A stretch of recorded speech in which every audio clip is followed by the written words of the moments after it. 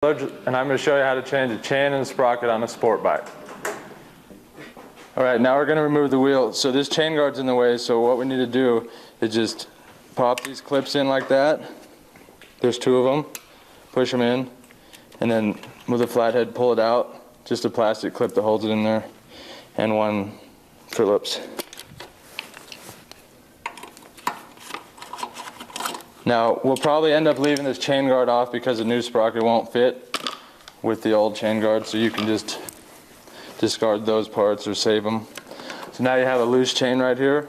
All you want to do, we don't want to cut it off yet, so we'll just wiggle this right off the sprocket.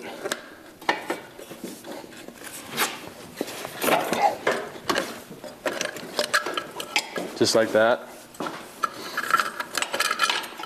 Now you're ready to have the wheel removed. Now be careful of these bearings. They'll come out like that. You need to make sure you don't lose those because the wheel's not going to ride correct if you don't have those in there. These are spacers. The bearings sit right behind there. And same with the other side.